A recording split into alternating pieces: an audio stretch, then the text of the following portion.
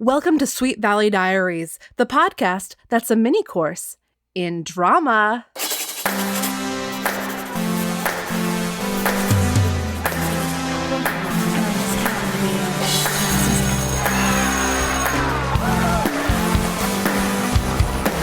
Book number 57, Teacher Crush.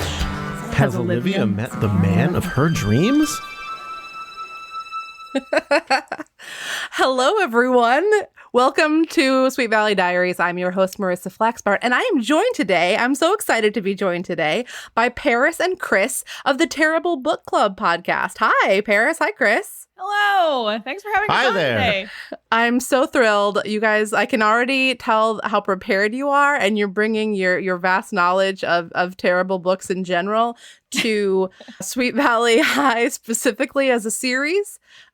Your show is so much fun, a show where you read books that you think are going to be bad based on like their covers or titles. And I understand you have a lot of books that are suggested by listeners. And have you ever read a Sweet Valley High novel before? No, absolutely not. No. Fresh as a daisy to this world. Welcome. I'm pretty excited because I remember hearing about your show and being like, that would be the most perfect guest spot. And then like magic, perhaps a year later. I love it when that happens. I'm very curious to hear ultimately your take on how terrible this particularly terrible book was. But I feel like the most terrible thing about this particular book is probably just like the general concept, which made me nervous to read it in public. I was working on reading this book in public today, and I was like, I'm just going to fold that cover right over the front so nobody can see that I'm reading a book called Teacher Crush. Yeah. That's why I read this on my phone, so it just looked like I was looking at my phone like everyone else does all the time. Totally unassuming. Nothing to see here. Well, the funny thing about it is because I'm so estranged from, or Chris and I are both estranged from this series, I was like, oh, is this a newer one? Like, because it was available electronically, I started reading it and I was like, weird that they're like calling house phones. Why aren't they using like, it didn't occur to me that this was actually taking place in like 1989 or something. That's until amazing. Maybe like a third of the way through the book. And I was like, I'm an idiot. Wow. Well, that definitely adds a whole new dynamic, because one of the reasons that this podcast even exists, really, that my fascination personally with Sweet Valley High is a lot of it comes from the way that, from a modern perspective, so much of what happens in these books seems really strange.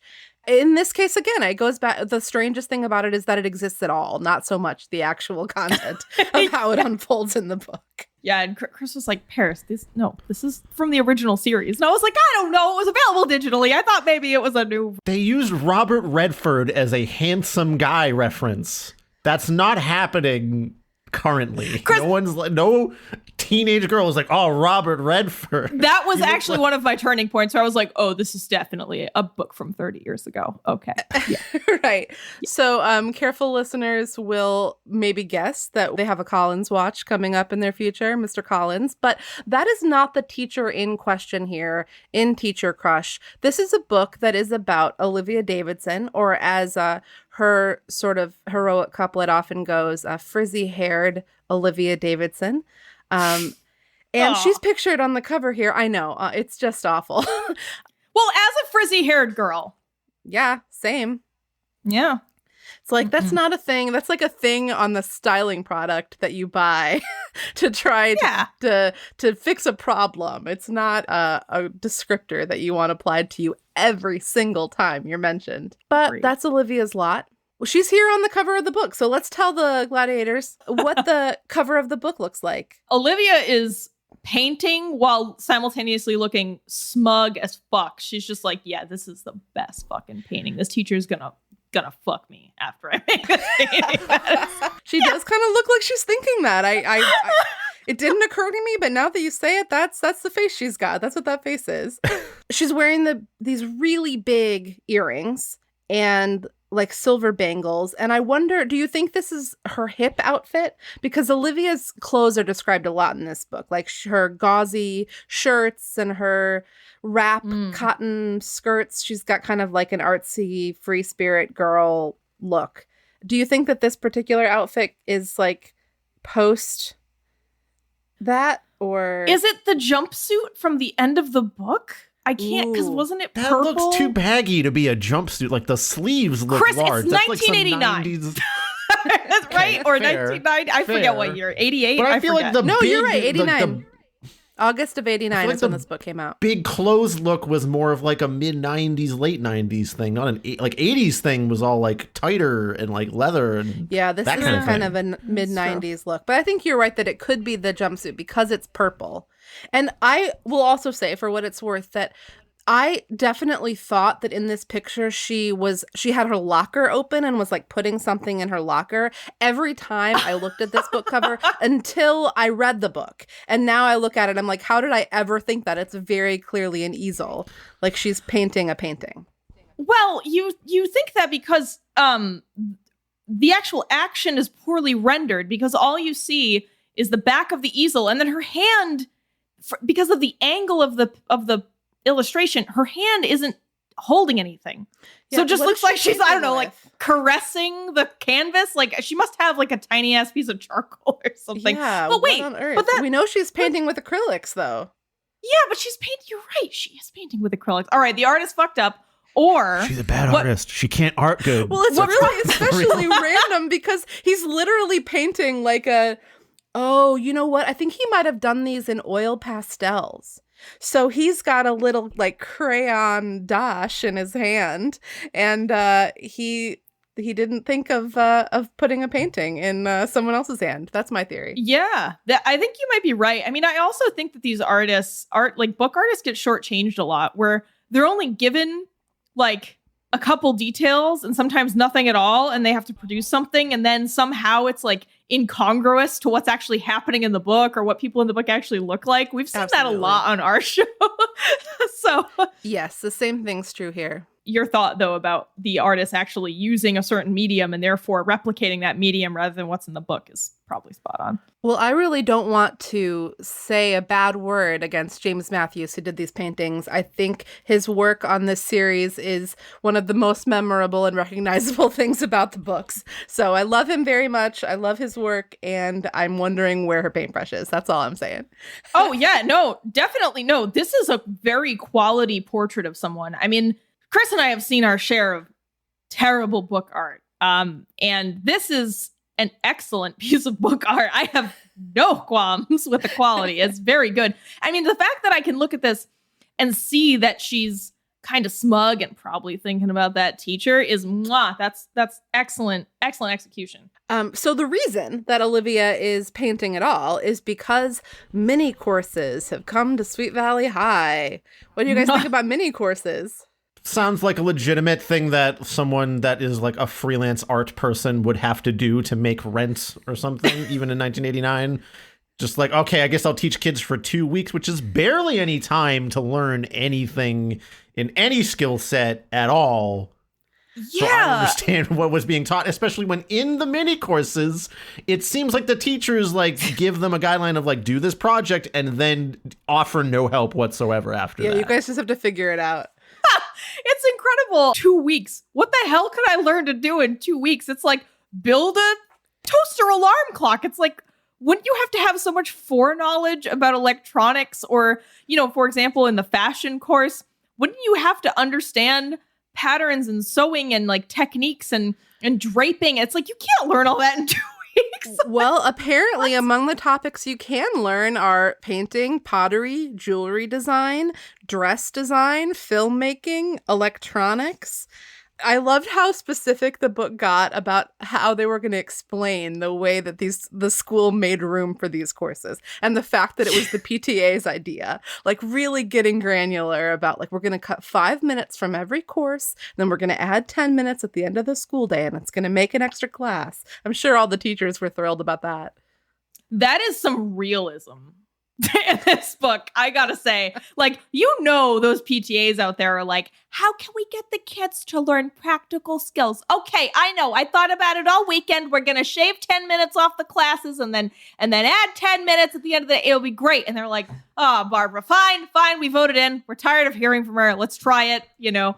It just seems like a very real way that this would have happened. Yeah. Well, so at the beginning of the book, we have all of the kids sort of excited, and they're picking like their top 4, and almost everybody, like, which are the ones that they would like to do, and almost everybody gets assigned to the thing they want. We've got Elizabeth and Enid and Olivia in painting, and we've got Lila Fowler in the dress design course. And Jessica has decided that maybe it would be fun to do a course that boys were taking. Rather than something dumb like dress design that was going to be full of girls. But she puts electronics as her third choice, and when she gets placed in the electronics class, is really disappointed. So Jessica sucks, right? We're supposed to dislike Jessica because she sucks, right? She's terrible and I hate her and she sucks. Yeah, Jessica's awful.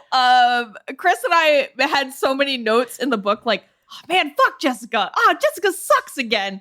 But I mean, my counter to that is like, yes, Jessica sucks. But in terms of realism, I think if you're talking high school, especially dramatic high school, you're going to have some shithead perspectives. And like this series seems to me to be trying to be a slice of life thing that kind of goes on for a long time. And it wouldn't really make sense if every character was likable. That being said, Jessica gets a lot of airtime for sucking. I guess I'm curious because again, having not come into this series, I think that Elizabeth and Jessica are supposed to be the protagonists. Yes, that is so correct. Why does one protagonist suck so hard? Is she supposed to be the evil twin to Elizabeth's nice girl? That is essentially exactly what it is. And I think that very quickly they realized that they couldn't make her literally evil. She needed to just be kind of like the like teenage girl version of evil that like some of the kids reading the books would really be excited about. One of her more egregious moments in this book comes when she's paired up as a lab partner with Randy Mason, who has been... Randy Mason and Jessica have an ancient history where she basically like used him to cheat, to like fake a grade for a class and got him in big trouble. This book seems to have no memory of that ever happening. It was a long time ago. She did it again? God, I hate her even more. Jesus, Jessica, get a grip. There's a moment in this book when she's basically like, it makes me uncomfortable to even look at him because he's short. Or he's wearing corduroy pants that nobody wears anymore. Excuse me, it's 1989. I was wearing corduroy pants in the 90s. Let the record show. Well, maybe they came back around. But we probably should have a little bit of sympathy for Jessica because she's recently been through an ordeal. And I was really excited to ask you guys if maybe we could play a little guessing game. Could you guess, just take a wild guess, what do you think happened to Jessica in the previous book? If you could guess. Horrible earthquake accident. An interesting guess from Chris. Okay. Closer than you might think. Paris? What happened to Jessica? I don't think we were given any clues other than her... Is she the one where her boyfriend moved away? I kind of forgot, to be honest with you. You sure didn't get any clues, and it's really remarkable because this book drops all sorts of little clues about how Olivia's old boyfriend, Roger Barrett Patman, used to be Roger Barrett and he was poor, and how Todd Wilkins moved away and now Elizabeth is dating Jeffrey French. Like there's all these little, backstory things that come up. But the book doesn't bother telling you at all that in the previous book, Jessica Wakefield and Winston Egbert were stranded for 2 days and 1 night on an island in the Channel Islands and thought to be dead because they were lost at sea during a big storm that happened as a part of an extra credit science field trip. Is Sweet Valley cursed? Is this a cursed valley? Yes.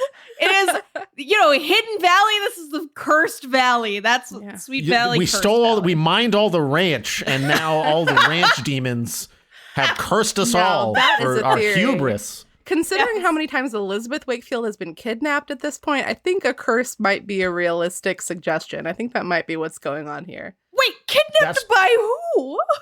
Oh, this guy and that guy over time. The ranch demons. The ranch demons. The ranchers. You see, it started as the Hidden Valley, and then they all moved in, and they mined it out, and now it's the Sweet Valley because the Tangy Ranch is no longer there, and they are all cursed by the ranch demons, the ghosts of the ranch that live there and are angry. I think you're right. I'm honestly willing to go with this theory.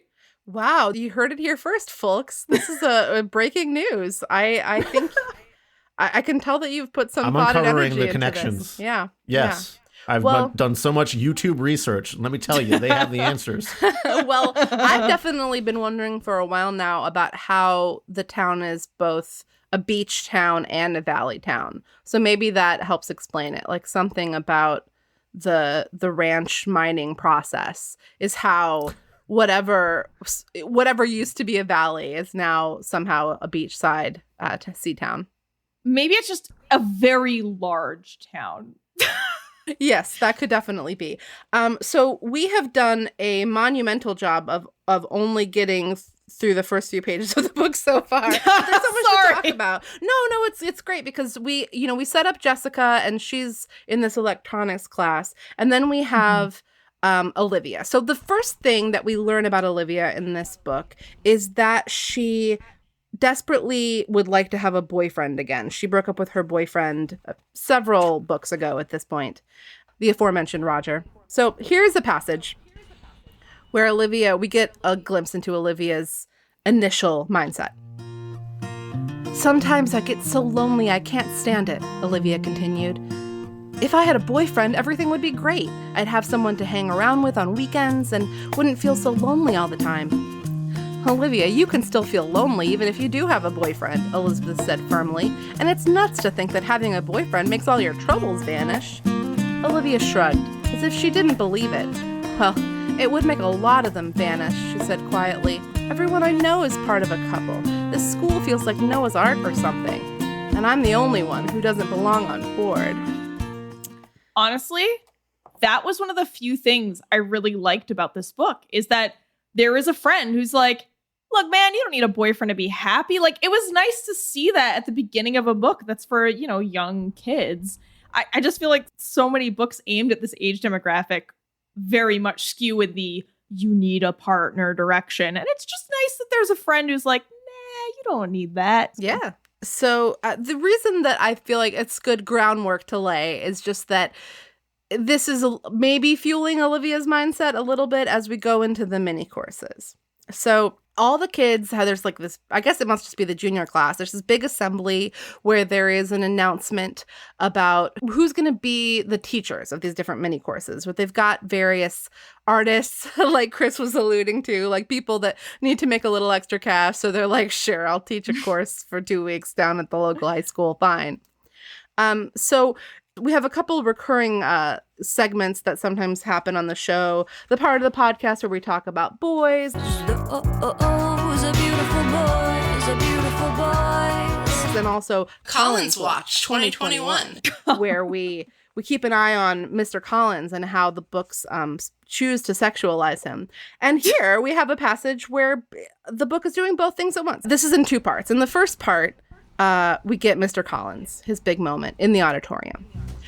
When Mr. Collins got up to speak, everyone clapped and cheered. The blonde, handsome Robert Redford lookalike was one of the most popular teachers at school.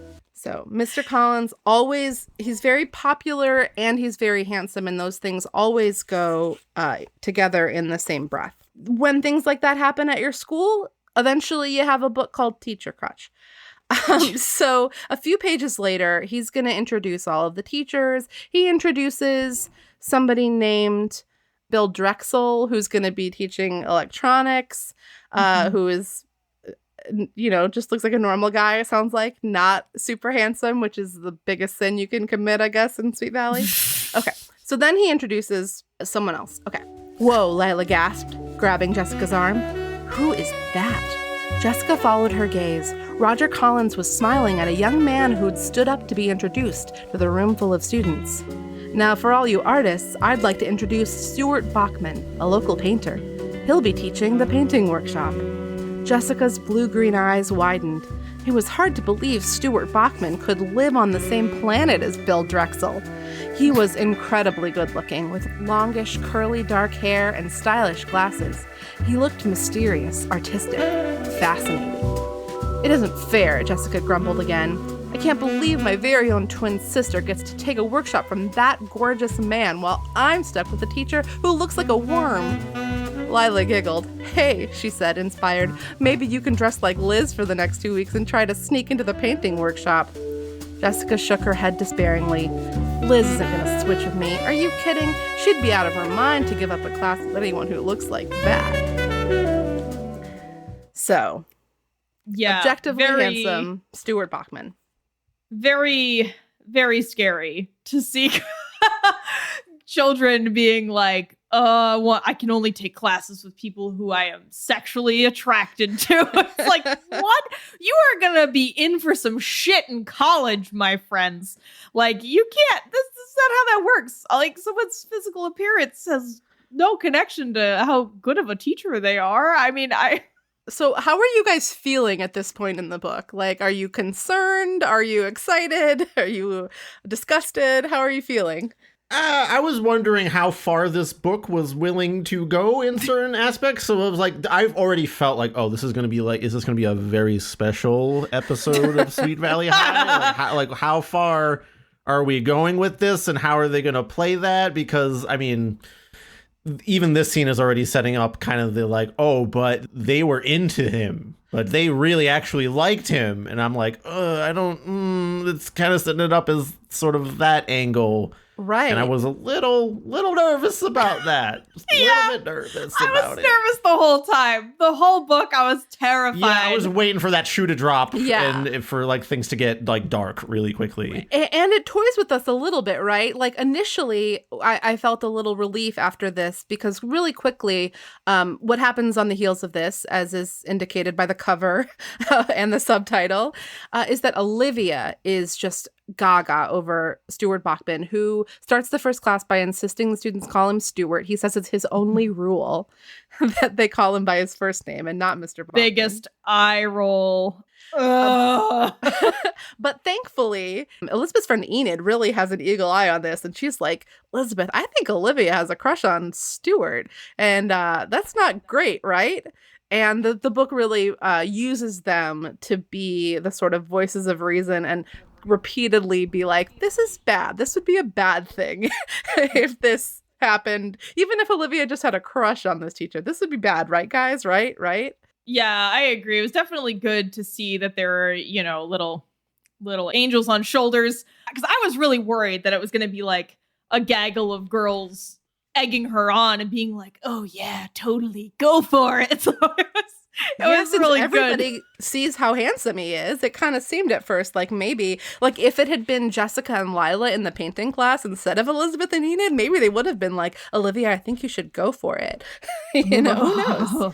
That's the mirror world version of this book. Enid goes as far as to really address this head on with Olivia, which I thought was an amusing passage here. Enid nudged Elizabeth. He's a nice-looking man, she said nonchalantly, but he's a little on the old side. Too old for us, I mean. Old? Olivia repeated curiously, as if that hadn't occurred to her before. For a minute, she looked crushed, but then her face brightened. I don't think he's that old. He just graduated from college 2 years ago, so he's probably only about 23. Old, Enid said sagely. We'd never really find out how old Stuart Bachman is.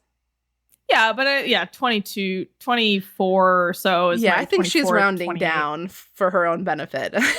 So we're talking about Stuart and how he's like, I'm a cool teacher. Just call me Stuart, And so much of his behavior is absolutely bewildering in this book. I just, as an adult teaching children, I just don't know how you think any of these interactions are a good idea. I mean, obviously, like the classroom stuff is fine, but everything that happens outside the classroom or after hours, I'm just like, dude, you are skating along the edges of a predator. Absolutely. He also seems completely oblivious to all of this being really does. possibly a problem. Yeah. He really does. In a lot of ways. It starts out with him. Olivia shows a lot of aptitude. She's the arts editor of the newspaper. She's an artsy girl. She shows a lot of aptitude, and he really keys into that. And so it's natural at first that he pays a lot of attention to her. But because she has this crush on him, she's interpreting everything he does as being sort of like he might be into her too.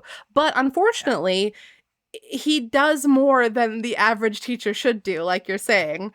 There's a moment early on in the book when she's not sure he could possibly have a thought about her, but then he winks at her. And the book says, now she knew she wasn't just imagining it. Stuart Bachman really liked her. It was one thing to say she would do great things, but that wink said so much more. She was certain now he thought she was special in another way, not just as a student.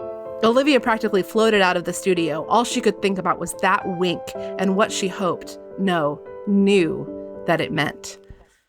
Dude, she's right, casually. though. She's right, you though. Cannot be casually throwing winks around out here as a teacher of young people. Let me tell you, I am out there ensuring that both of my eyes are closing at all times. I don't even want there to be something in my eye to even be like a slow possible wink about anything. I am above board about everything. We don't need to be winking about anything. You're learning music here. I don't need to be coy about it or anything. So please.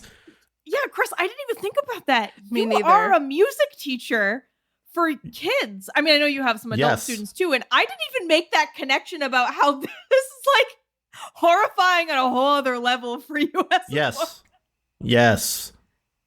Absolutely. I teach anywhere from 4-year-olds to 70-year-olds, like that, the whole entire age range. So there's plenty of teenage girls that I teach as well. And I'm usually too busy trying to get them to remember a guitar chord to care about anything else. Never mind having a passing moment to wink at them about anything, because when they're leaving the class, it's, you better practice. See you next week. I just really like that we have confirmation. Winking at a student, absolutely insane. Because absolutely forbidden. Insane to me. Do not.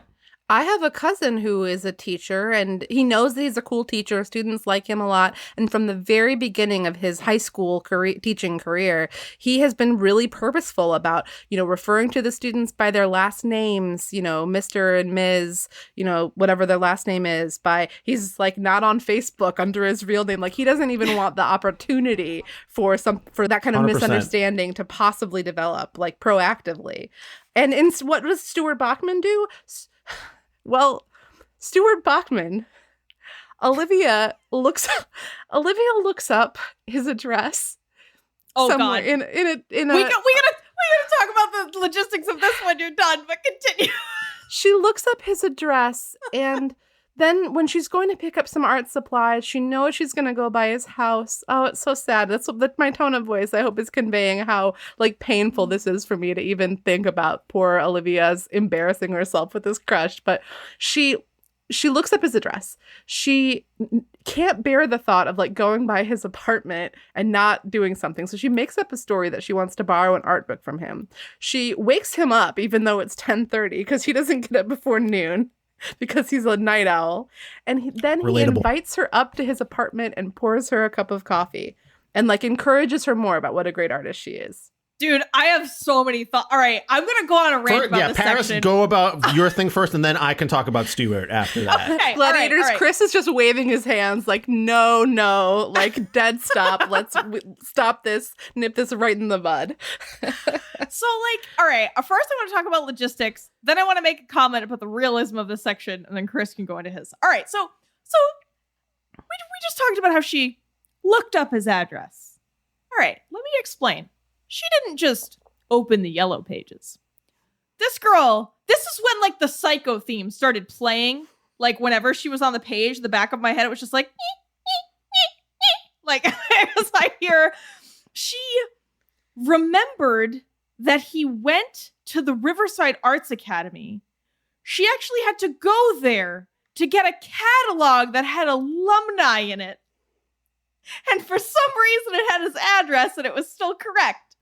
So this girl remembered where he went to school, physically went there, got an alumni catalog and looked up his address, then had the hubris to show up at his house unannounced, and asked to come in. So that's already just bewildering. And then he's like, oh yeah, it's fine, just come up, and like lets her into his house where they are both alone in his home. And then like you just said, he's like, oh, I'll make you some coffee. What? Right. I mean, that's just the most inviting thing. And then they chat and she's like, oh, I like your place. And they talk. And I forget, I think there's something else kind of weird that he says to her, and I can't quite remember. Well, I think it might be around this time, like he invites her to this art show that he has, and there's the thing where he's got a sketch of earrings, and Olivia gets this crazy idea in her head that maybe the earrings are for her. It's all very weird. Yes, he was like, oh, I really want your opinion on this. I mean, the whole thing was like, dude, all of these signals are the wrong ones. This was the point for me where at first I did think, oh, maybe Stuart's just a little oblivious. Maybe he doesn't really understand what he's dealing with here. But when that happened, I was like, wait, no, this is some predator shit that's happening here. If this girl shows up completely unannounced, yes, it's fairly early in the morning for him, I suppose. But if that happened to me, if she was like, oh, I want an art book, I would like, okay, hold on a second, I'll go get it. Here you go. See ya at school. Right. And also, like, so easy. How did you get my address? Also that part. Also, That I'm was my very first thought, concerned too. about. As a teacher, you don't necessarily like want to come down too hard on someone you have like a student relationship with. So I would still try to be nice about it and be like, oh, okay, wherever, okay. Just, hey, give me a little warning next time, with the secret sort of underlying thing of don't show up next time. And you know what, Chris? If he had done that, it really would have cooled Olivia off a little bit. Instead, he is fanning the flames and making her think that he is genuinely interested in her because he is showing an interest in her actively. We're not the only ones that are starting to suspect Stuart here. Here's something Enid says at a certain point. This is about halfway through the book. To tell you the truth, I think he's interested in Olivia. I don't think she's just imagining things. Elizabeth's eyes widened. No way, she protested. Stuart is nice to Olivia the same way he's nice to everyone. Olivia has a gigantic crush on him, that's for sure. But I don't think for one single second that he feels anything back for her. Enid shrugged. Well, I can't prove it, but just do me a favor and watch him today in the workshop. Then tell me you think Stuart Bachman isn't leading Olivia on. And they watch him, and Elizabeth is kind of like, he is paying more attention to her.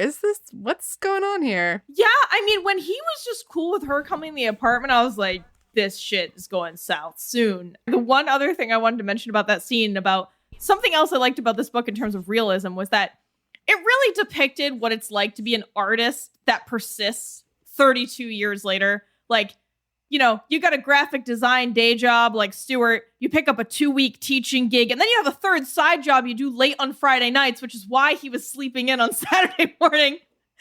You're big. Oh, I guess we haven't gotten to this, to the next part yet, but like your apartment is barren apart from easels and paint, and your big fancy gift for your girlfriend is a nice frame.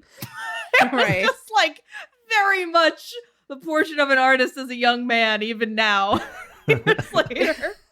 He describes himself as a starving artist type, and then also says that most artists are like that. Like, most artists are lucky if they can pay rent. So realism there. And he also, so I guess I was talking about the art show, but really what's happening is it's like an event at Riverside Art School where he's an alumni that he invites Olivia to because, he thinks it's worthwhile for her to check out an art school. But afterwards, he's like, hey, can you come over to this store with me? It's called, what is it called? Dimensions. And help me pick out something special for someone special. And Olivia's birthday is coming up. So Olivia starts to think, maybe he found out it's my birthday and he wants me to help him pick out something for me. It is absolutely ludicrous that he says, I want to pick out something for someone special. If you're a 23-year-old guy or 24-year-old guy, you would just say, oh, I need to pick out a birthday present for my girlfriend. Can you help? Right. Like, there's no reason for him to be coy about that. I know it's just plot convenient to make it seem like, oh, maybe Stuart's there. But like realistically, no dude is going to say that, especially to a student. No dude, no person, regardless of gender affiliation, is going to be like, hey, child that I teach, you want to come with me after school in my car to the store to pick out a gift for my girlfriend? Why is that the choice?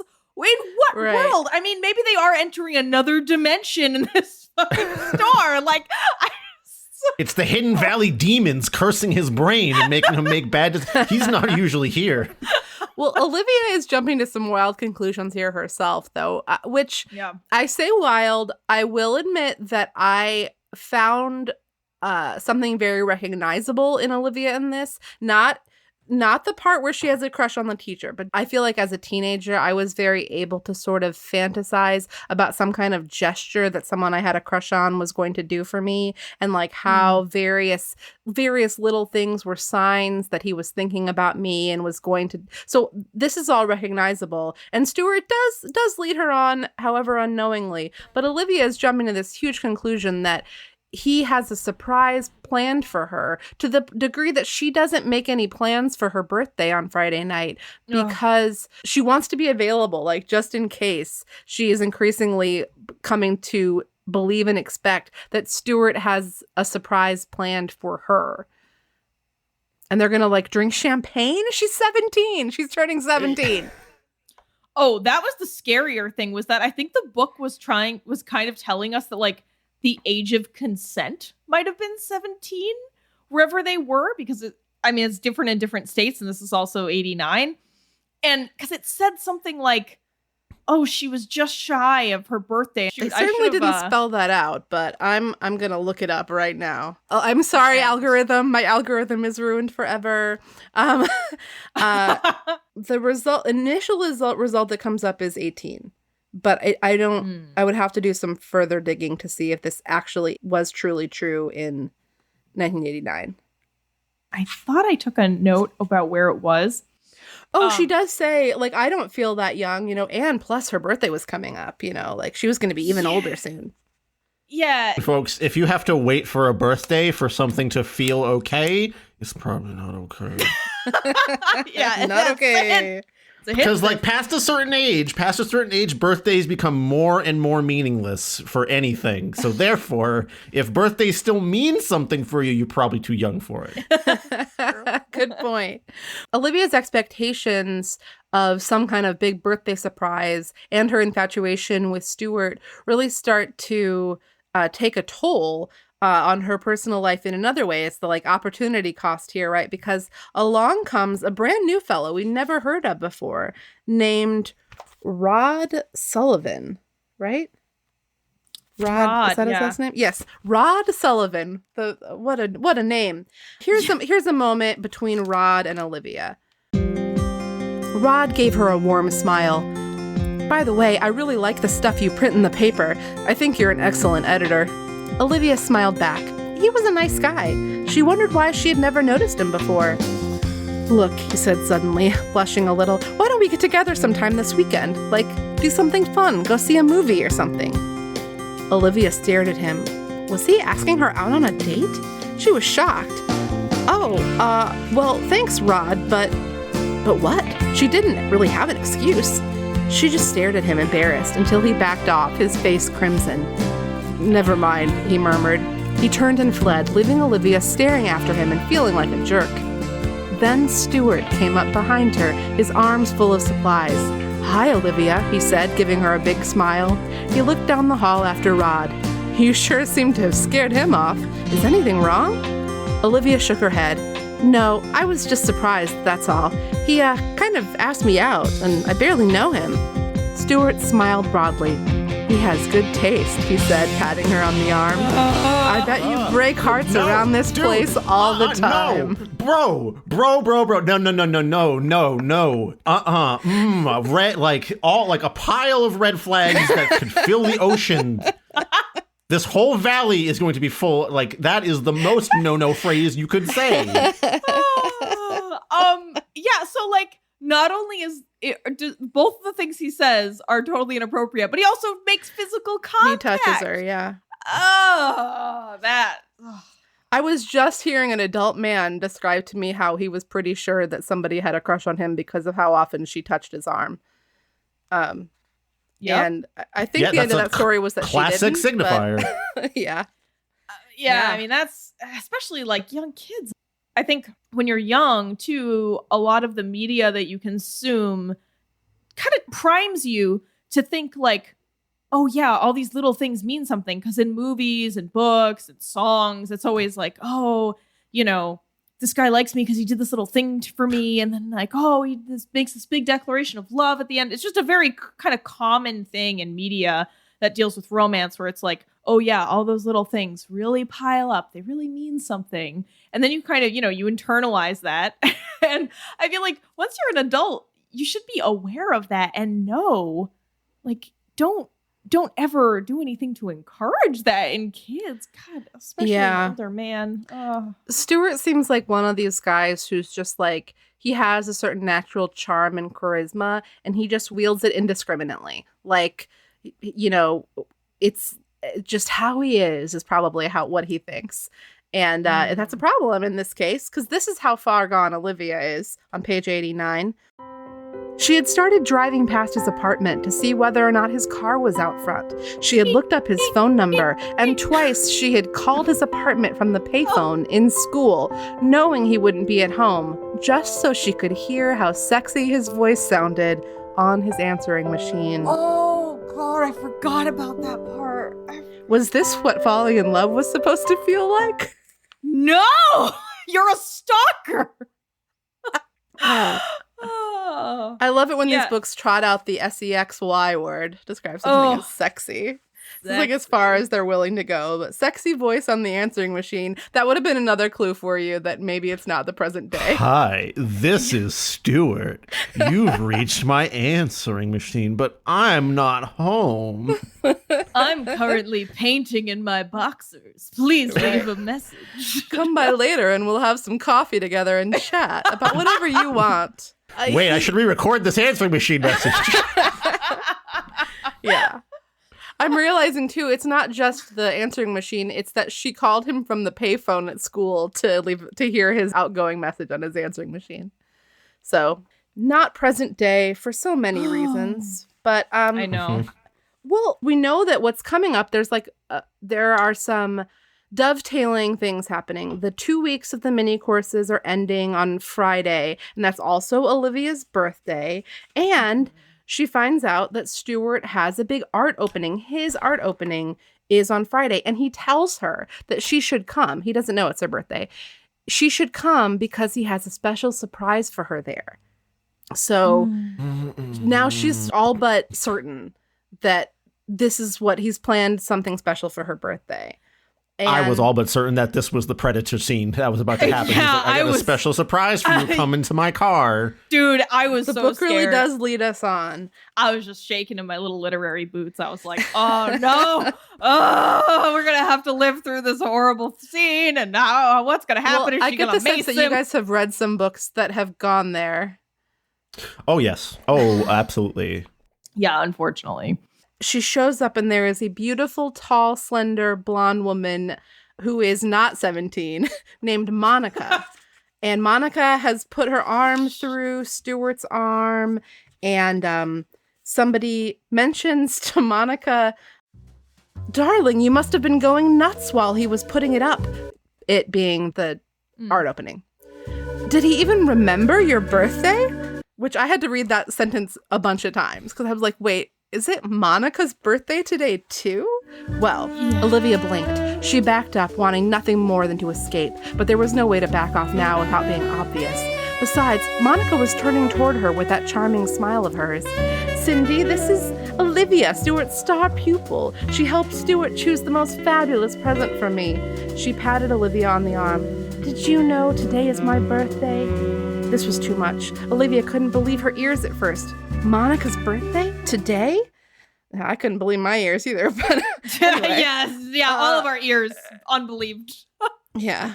And it goes on, "Stuart gave me that lovely frame, and he told me that you helped him choose it." And Olivia is like, the worst part was that Monica didn't even seem jealous of her. She acted completely and totally unthreatened. But why should she be jealous when Olivia was only Stuart's star pupil? And Monica was clearly so much more. There was no denying it. However much Olivia wanted to, she couldn't pretend that Monica and Stuart were just friends. Everything about them said otherwise. So Olivia's like, oh, he had a Monica this whole time. Well, right, but like, if you're Monica, like, all right. So, listeners. This is good. This is one of my favorite things. Listeners, please imagine that it is your birthday, and your boyfriend has decided it's also a great day to do his fucking art show on your goddamn birthday. And you're like, oh, all right, fine, honey. I love you. I support you. This is fine. It'll be fun, right? It'll be a fun birthday activity. You're rolling with it. And then like, as the weeks roll up, he's like talking a lot about this student at school. And you're like, well, he's found a young budding artist that he feels like he can inspire and kind of coach. That's fine. And then he's like, hey, baby, here's some earrings and a frame. And you know that 17-year-old student at school? I took her to the store to pick out that frame for you. And I also consulted her on the earrings. Oh, and we're going to go to her fucking birthday party. Okay. Okay. So connecting the dots from those two places, Stuart comes up right on the heels of the last passage I read where Olivia is about to run away. And he does have a surprise for her. Her painting that she's completed during the mini course, he has taken to his exhibit and put in like a really central point with a bunch of other alumni paintings so that people can see it and everybody goes crazy for it. People really think it's great. And Olivia is like, oh, well, maybe I actually do like painting and I'm not just in love with Stuart. Like that would be cool for me, right? But she heads home and she goes over. She's had we didn't tell the gladiators that she has recently yelled at Elizabeth for telling everybody that she had a crush on Stuart because she assumed that must be what happened. She doesn't realize that literally the entire school knows that she has a crush on the painting teacher. Right. So she goes over to Elizabeth's house to apologize. But then we find out that there is a surprise party for Olivia. Olivia is very surprised. And this is where I had my oh my God moment. The part of the book where I say, oh my God, out loud. Doesn't always happen. Happened this time. For the next few minutes, pandemonium was the rule. Everyone was crowding around Olivia, hugging her, wishing her a happy birthday. Winston hurried over to put music on the stereo, and Mrs. Davidson brought out a huge pile of presents. Olivia felt absolutely overwhelmed. Everyone, all her friends had made it. Here's the moment where I say, oh my God. Then her gaze fell on Stuart and Monica. What are you doing here? She demanded. Great Monica, question. I thought it was your birthday too. It is, Monica admitted, but Stuart and I decided to wait and celebrate it tomorrow night. She gave Olivia a big smile. He really didn't want to miss this. Really? Bro, you didn't want to miss a 17-year-old's birthday party? Why is that? You gotta understand, baby. She's my star pupil. She's my backup option after you in a couple years. You gotta understand. Trying to keep my options open. You know how it is. Hello, Olivia's parents. Can I come to the birthday party that you have? How does he know? I think they must have invited him. Mrs. Davidson must have called him up and invited him. Here's the wild thing. He's been her teacher for 2 weeks. When did they have time to establish this kind of rapport where he would be at her fucking home on a Friday night? Like, it's not like it's this teacher that she's had throughout all of high school. You know, maybe they've spent 3 or 4 years together and he's really mentored her seriously. Like, I could kind of understand. Even then, weird, but like not as weird. I mean, you barely know this person from a stranger on the street. No, Paris, I looked up his address in the alumni manual. I've been to his apartment. We totally know each other. I've listened to his minutes. voice on the answering machine countless times. 500 minutes. That is the extent of their time. I can't imagine being Monica in that, or even, no, I can't even imagine being Stuart and going like, you know, it's my girlfriend's birthday. I want to treat her nice. And, you know, maybe we could have special couple time later on tonight. Nah, I'd rather go to a 17-year-old's birthday party. I honestly was like thinking, you know, a few minutes ago, I was like imagining you and your girlfriend in this situation. Like, Hey, Rebecca, I know it's your birthday, but I'm having my student recital today. And then we're going to go to the birthday party of my star pupil that I've only known for 2 weeks instead of like having dinner and having birthday sex. Is that cool? Like, also, that's she's turning 17, by the way. So that'll be fun. It's just unconscionable, honestly. Again, Paris, like you said, if this was like someone that he had been mentoring for a long time, even a year, even just like 1 year or something would be enough for it to be kind of reasonable to show up at a birthday party for this person. 2 weeks is not enough. I have a couple of students that I've been teaching for like a year or plus that if they had some kind of event where they were performing or something, I would totally 100% show up. If they had a birthday party, I don't know, I'd probably be like, probably not, to be honest with you. But like, I would think about it for half a second because it's like this very specific group of students that I know that I've been teaching for like multiple years, maybe. But that's such a maybe thing and not at all a guaranteed, like, yeah, let's go. The 2 weeks thing is really baffling to me for this. Maybe it's because it's only been 2 weeks that there is the somewhat surprising to me a moment in this book when basically like the spell is broken as soon as Olivia knows about Monica, and once she sees what Stuart's surprise for her really was, that he has showcased her painting, she's very much like, oh, how could I have been so stupid? I almost missed out on having a great friendship with a great mentor because I was so obsessed with being in love with him. And she even refers to how her crush is over. So it fizzles out so quickly and with like almost no consequence to it besides Olivia's embarrassment, which is, that's legit. I guess the that's part where she feels embarrassed. Yeah. Yeah. I just feel like, the lesson here ends so tepidly with no one learning anything. Stuart faces no consequences for his absurd, inappropriate behavior. I mean, and like the lesson is what learned in Olivia's mind, where she goes, "Oh, I guess I shouldn't have had a crush on that guy." Like, that's not the fucking lesson here. Like, the lesson is Stuart needs to act like a predator, even if he doesn't realize it. And like, sure, maybe it's a learning experience for Olivia. Like, we've all been there when we're young kids, and you get into like a celebrity or somebody who's older than you, and maybe you idol on it. That's kind of common for kids, but the level, like you're saying, like the level of her obsession in a 2-week period is fucking intense. Yeah, maybe with infatuation, but it is definitely, it's very teenage, like, if anything. Like, it's like either you're a teenager or you're having a little bit of like a brain chemical problem. Like, one of those two things is the case, or both. And I think that what you're describing about the onus really being on Stuart, I think that's one of the ways that sort of like society, or at least media, has sort of changed gradually since this book was published, is that's, we really want to like hold Stuart accountable at this point. But these books were for young girls, presumably, like young people. So I guess that's Olivia's lesson. And I thank God that the lesson is don't have a crush on your teacher, and not it's cool to have a crush on your teacher sometimes. Yeah, that's true. Let's take small victories. I would worry that Olivia's going to do this again, because what we're, when she showed up at his apartment, everything was great. Everything was fine.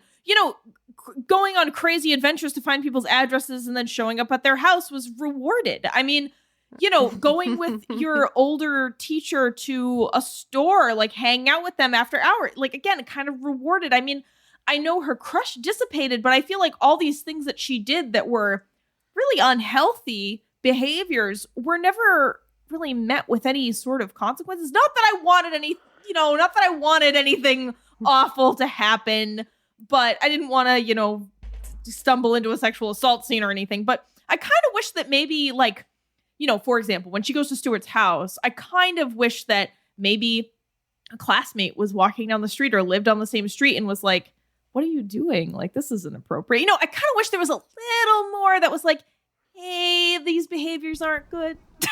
Right. And instead what happened, I mean, nobody really even knows. Like, no one in the book other than Olivia knows that she's engaging in this behavior.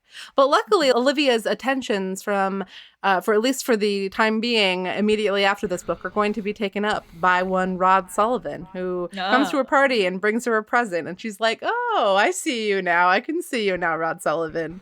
You're not so bad. You're slender and tallish. That's basically all the description we get of Rod Sullivan. That's all you need in 1989. Tall. Yeah. Early on in this episode, you guys were talking about how Jessica was so terrible. And Jessica's terribleness is a big part of the B plot, which we haven't really talked about at all. But I think we can get into the B story. It's juicy enough to talk about it next week in extra drama. But it's funny. One thing that we usually do on Sweet Valley Diaries is I ask my guests if they think they are more of a Jessica or more of an Elizabeth. So what I'll ask you guys is, you can answer that question if you want, but also, was there a character in the book that you really linked onto? You could see yourself in it all? I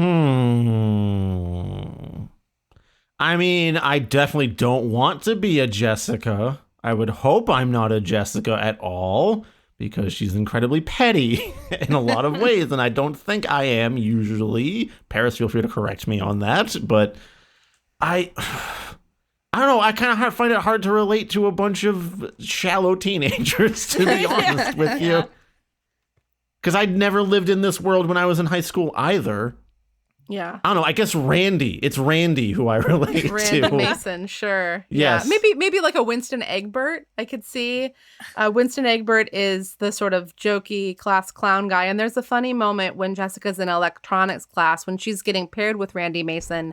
And she kind of looks longingly over to Jeffrey and Winston. And she's like, I wish I could have been partners with one of them. And it's like, Jeffrey is Elizabeth's boyfriend. And Winston is a nerd, but he's like a popular nerd because he's the class clown. And also Jessica was recently stranded on an island with him for 2 days and 1 night. So, yeah, how does that not come up at all? It's really mysterious. We don't talk about island time. Never. We're never talking about island time ever again, Winston. What happened in those 2 days, we never speak of. What happened on Outermost Island, we never speak of. What about you, Paris? Jessica, Elizabeth? Enid? Olivia? I think Enid is always the voice of reason, and I feel like that's typically my role in life, and that was also my role in high school. Yeah. Yeah, you're also very Enid in our D&D group, so. That's true. When the rest of y'all are like, let's murder everyone, I'm like, guys, can we come to a diplomatic solution? We don't want to be run out of another town. Damn it. I feel like Enid occupies a very kind of like Elizabeth space in this book. Like the way that she behaves is a way that Elizabeth often is. Whereas this is one of those books where Elizabeth is described as just kind of thinking so good of people that she can't even suspect that possibly Olivia could have this kind of like ill-conceived crush on a teacher. Yeah. So Enid is she's really sharp. She's really got an eagle eye out in this book for every move that's happening. Yeah, that's me. I'm eagle eye Enid. Go ahead. Oh, sorry.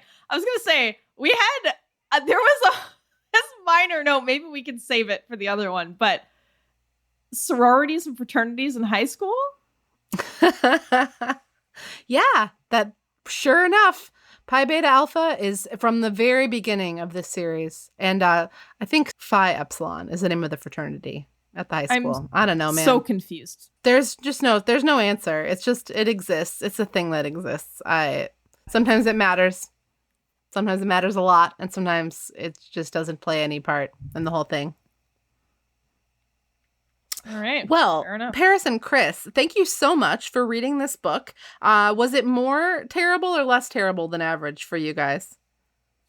It was quick. It was very quick, which I liked that about it. I read it on 2 separate train rides on the same day, like going into one place and then on the return trip, I finished it off. So I loved that. That was really cool. Yeah. Yeah, I would say it was less terrible, both for brevity, like Chris mentioned, and also just because there were some points in it that were like fairly realistic, and I felt like the teenage dialogue, sounds like the way teenagers might talk to one another. Like I said, being a poor struggling artist in your 20s.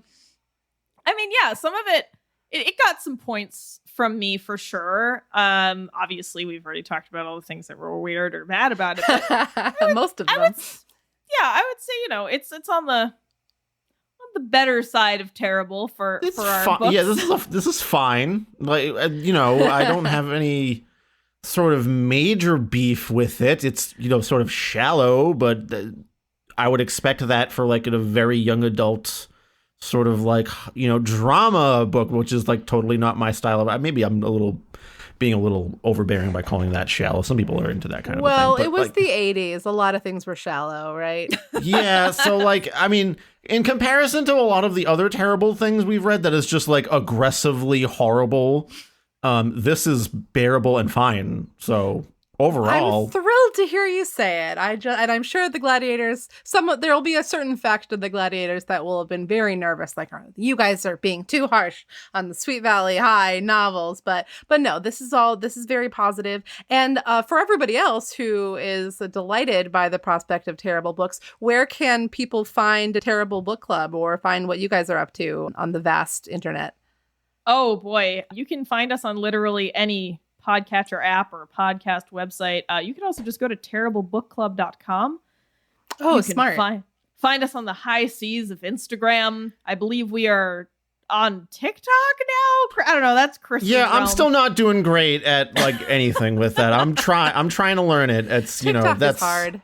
Yeah, I mean that's like we're in the frontiers of TikTok, I suppose.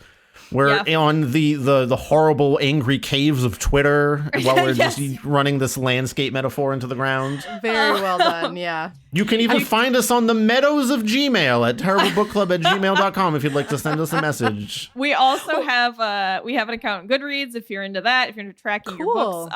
And we are on Patreon like many creators where we have extra content. Sometimes we watch movies or TV shows that are related to things we've read. Like we recently read the KFC romance novel, and then we watched the accompanying mini movie. There we watched Vegetable Oedipus recently. There's all kinds of weird stuff on there.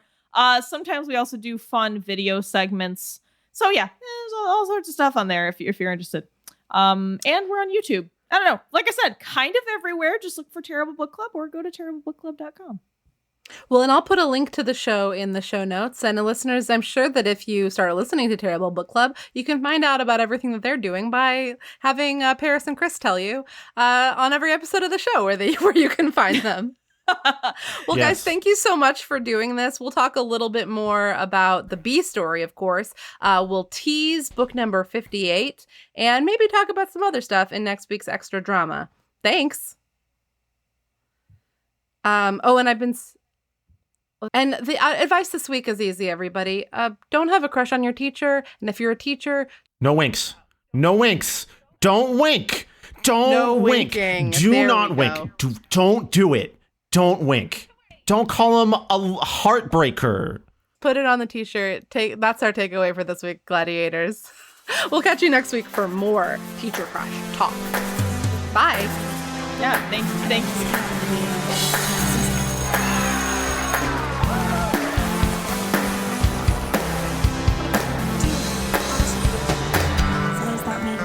America? This is a test of the microphone to see how loud I'm being. Maybe I don't need to be this loud. Maybe I don't need to be this loud.